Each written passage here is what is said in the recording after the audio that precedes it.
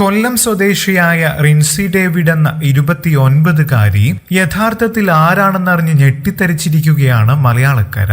ഒരാഴ്ചക്കിടെ 2 തവണയാണ് ഇവരുടെ ഫോട്ടോ അടങ്ങിയ വാർത്ത സോഷ്യൽ മീഡിയയിലൂടെയും വാർത്താ മാധ്യമങ്ങളിലൂടെയും എല്ലാം പുറത്തു വന്നത്. അധികം കേട്ടുകേൾവിയില്ലാത്ത വ്യത്യസ്തമായ ഒരു തൊഴിൽ ചെയ്തു ജീവിക്കുന്നത് കൊണ്ട് തന്നെയാണ് റിൻസി പ്രശസ്തിയായിട്ടുള്ളത്. പ്രധാനമായും റിൻസിയുടെ തൊഴിലിടം എന്ന് പറയുന്നത് മരണവീടുകളാണ്. എന്തായാലും നമ്മുടെ യുവത്വം ഇത്തരത്തിൽ വ്യത്യസ്ത രീതിയിലുള്ള തൊഴിലങ്ങൾ തെരഞ്ഞെടുക്കുമ്പോൾ പണി കൂടുന്നത് നമ്മുടെ കേരള പോലീസിനാണ്. റിൻസി എന്നും രാവിലെ പത്രം വായിക്കുന്ന ശീലമുള്ള ഒരാളാണ്. പത്രങ്ങളിലെ മരണ വാർത്തകളോടാണ് റിൻസിക്ക് കൂടുതൽ ഇഷ്ടം.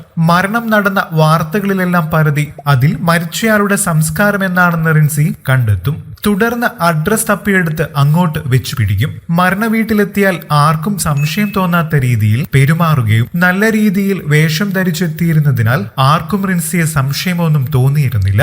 അങ്ങനെ മെയ് മാസം 7-ാം തീയതി കൊച്ചിയിലെ ഒരു മരണ വീട്ടിലും റിൻസി എത്തിയിരുന്നു. അങ്ങനെ എത്തി കുടുംബത്തിലെ ഒരു അംഗത്തെ പോലെ സങ്കടം നിറഞ്ഞ മുഖവുമായി റിൻസി വീട്ടിൽ നിലയുറപ്പിച്ചു. തുടർന്ന് മൃതദേഹം വീടിനകത്തേക്ക് കൊണ്ടുപോകുന്ന സമയത്ത് ആൾക്കൂട്ടത്തിനൊപ്പം റിൻസിയും വീടിനകത്തേക്ക് കയറിപ്പറ്റുകയായിരുന്നു. തുടർന്ന് ആളുകളെല്ലാം മാറുന്ന സമയത്ത് മുറിക്കകത്തു കയറി അലമാരയിൽ സൂക്ഷിച്ചിരുന്ന 14 പവൻ സ്വർണ്ണാഭരണങ്ങൾ മോഷ്ടിച്ച് സ്ഥലം വിടുകയായിരുന്നു. വിദഗ്ധമായി മോഷണം നടത്തി മുങ്ങിയ റിൻസിയെ പിടികൂടാൻ പോലീസിന് ഇതുവരെയും സാധിച്ചിരുന്നില്ല. അതുകൊണ്ട് തന്നെ സ്വർണമെല്ലാം റിൻസി കൊല്ലത്തെ ഒരു ജുവലറിയിൽ പോയി വിൽക്കുകയും ചെയ്തിരുന്നു.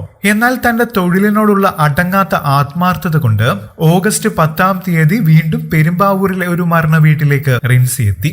അവിടെയും ഇതുപോലെ മൃതദേഹം പള്ളിയിലേക്ക് കൊണ്ടുപോയ സമയത്ത് വീടിനകത്ത് കയറിപ്പറ്റി കട്ടിലിനടിയിൽ സൂക്ഷിച്ചിരുന്ന ബാഗ് എടുത്ത് മുങ്ങുകയായിരുന്നു. എന്നാൽ അവിടെ റിൻസിക്ക് പണിപാളി. വീട്ടിൽ നിന്ന് ബാഗ് എടുത്ത് തിരിച്ചു പോകുന്ന റിൻസിയുടെ മുഖം ആ വീട്ടിലെ CCTVയിൽ പതിയുകയായിരുന്നു. അവിടെ നിന്ന് 45 ഗ്രാം സ്വർണവും 90 കുവൈറ്റ് ദിനാറുമാണ് മോഷണം പോയത്. മോഷണം നടത്തി ഉടൻ തന്നെ ഓട്ടോറിക്ഷയിൽ കയറി രക്ഷപ്പെടുന്ന ദൃശ്യങ്ങളും പോലീസിന് ലഭിച്ചു. പിന്നീട് ശാസ്ത്രീയമായ അന്വേഷണത്തിനൊടുവിൽ വൈറ്റിലയിൽ നിന്നും പോലീസ് ഇവരെ പിടികൂടുകയും ചെയ്തു. തുടർന്നാണ് ഇതേ തരത്തിലുള്ള വേറെ മോഷണങ്ങൾ നടത്തിയിട്ടുണ്ടോ എന്ന് പോലീസ് പരിശോധിക്കുന്നത്. അങ്ങനെയാണ് എളമക്കരയിലെ മരണ വീട്ടിൽ നടന്ന മോഷണവും തെളിയുന്നത്. തുടർന്ന് റിൻസിയെ എളമക്കര പോലീസും അറസ്റ്റ് ചെയ്യുകയായിരുന്നു. മോഷ്ടിച്ച സ്വർണം വിൽപ്പന നടത്തിയ കൊല്ലത്തെ ജ്വല്ലറിയിൽ നിന്നും സ്വർണം പോലീസ് കണ്ടെത്തിയിട്ടുണ്ട്. കൂടുതൽ വാർത്തകൾക്കും വിശേഷങ്ങൾക്കുമായി ഈ ചാനൽ സബ്സ്ക്രൈബ് ചെയ്യാൻ മറക്കല്ലേ. നന്ദി.